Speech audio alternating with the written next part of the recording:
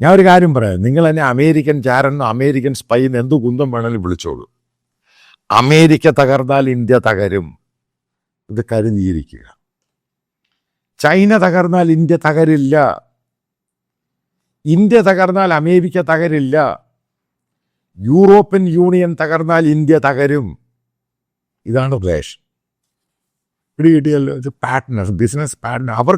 അവരുടെ buying power, economy തകർന്നു കഴിഞ്ഞാൽ ഇന്ത്യ തകരും. ചൈന തകർന്നാൽ ഇന്ത്യക്ക് ഒരു പ്രശ്നവും ഇല്ല, ഇന്ത്യയിൽ വീണ്ടും മാനുഫാക്ചറിങ് ഉണ്ടാകും. റഷ്യ തകർന്നാൽ അവരുടെ കുന്തവും സംഭവിക്കാൻ പോകുന്നില്ല. കാരണം റഷ്യ ഇന്ത്യയായിട്ട് വലിയ ബിസിനസ് പാർട്ട്ണറൊന്നും അല്ല. ചൈന ഏറ്റവും കൂടുതൽ സാധനം ഇങ്ങോട്ടേ, നമ്മുടെ സാധനം പുല്ലന്മാരെ വാങ്ങുന്നില്ല. നിങ്ങൾ ഓരോ ട്രേഡ് എടുത്ത് നോക്കുക.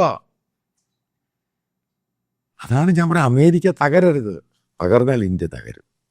യൂറോപ്യൻ യൂണിയൻ തകരരുത്, തകർന്നാൽ ഇന്ത്യ തകരും. ഇന്ത്യ തകർന്നാൽ ഈ യൂറോപ്യൻ യൂണിയനോ അമേരിക്ക തകരുകയില്ല. ഇതാണ് മനസ്സിലാക്കേണ്ടത്.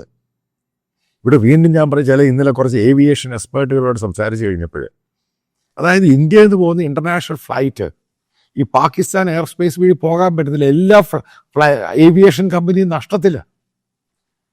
അത് പാകിസ്ഥാനുമായിട്ട് ഡിസ്കസ് ചെയ്ത് ആ പ്രശ്നം അങ്ങ് മാറ്റി. ഇനി ഇന്ത്യയും പാകിസ്ഥാനും ഈ പ്രശ്നവുമായിട്ട് മുന്നോട്ട് പോകരുത്.